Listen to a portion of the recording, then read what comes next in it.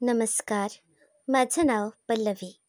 माझ्या चॅनलमध्ये पुन्हा एकदा तुम्हा सर्वांचे मनापासून स्वागत आहे. सध्या बाजारामध्ये पिकलेले आंबे मिळत आहेत. तर आज आंब्याच्या शिऱ्याची रेसिपी मी शेअर करणार आहे. तुम्ही सुद्धा या पद्धतीने आंब्याचा शिरा नक्की करून बघा. ही अगदी सोपी पद्धत आहे. चला तर आता वेळ न दवडता आंब्याचा शिरा तयार करूया. 1 वाटीभर बारीक रवा घेतला आहे. 1 वाटी साखर घेतली आहे. या कढईमध्ये मी 2 मोठे चमचे तूप घालते. तूप तापल्यावर यामध्ये थोडे काजू आणि बेदाणे घालूया. हे काजू आणि बेदाणे तुपामध्ये चांगले परतून घेऊया. आता हे चांगले परतून असे घेतले आहेत. हे एका प्लेटमध्ये काढून घेते. याच कढईमध्ये आपण शिरा तयार करूया. आजच्या पदार्थासाठी मला 1.5 वाटी तूप लागले आहे. तुपाचे प्रमाण थोडेसे कमी जास्त असे करू शकता.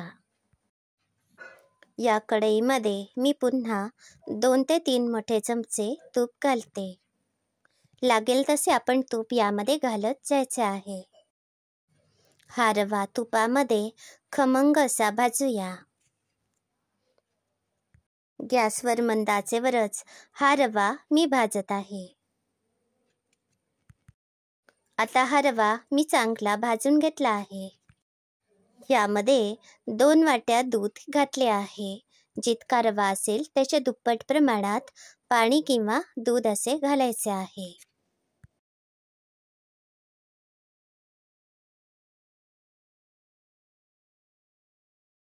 हे बघा, यामधील दूध आता आटले आहे. आता 1 वाटीभर पिकलेल्या आंब्याचा गर घातला आहे. पुन्हा आपण एकसारखे ढवळायचे आहे.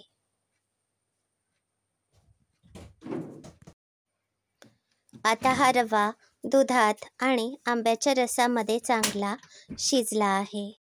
आता यामध्ये 1 वाटीभर साखर घातली आहे. याप्रमाणे हा शिरा एकसारखा परतून घ्यायचा आहे. यामुळे बुडाला करपणार नाही. हा शिरा करताना जाड बुडाची कढई घ्या. हा शिरा घट्ट होईपर्यंत एकसारखा परतत राहायचा आहे. यामध्ये पुन्हा 2 मोठे चमचे तूप घालते. तुम्हाला माझ्या सहज सोप्या रेसिपी आवडत असतील तर माझे चॅनल नक्की सबस्क्राईब करा. हे व्हिडिओ तुमच्या सर्व मित्रमंडळींना नक्की शेअर करा. आता हा शिरा तयार झाला आहे. कढईपासून चांगला सुटत आहे. याप्रमाणे कढईपासून सुटायला लागल्यावर गॅसची फ्लेम बंद करायची आहे. आता मी गॅसची फ्लेम बंद केली आहे. तुपात तळलेले काजू बेदाणे यामध्ये घालूया. चांगले सरमिसळ करूया.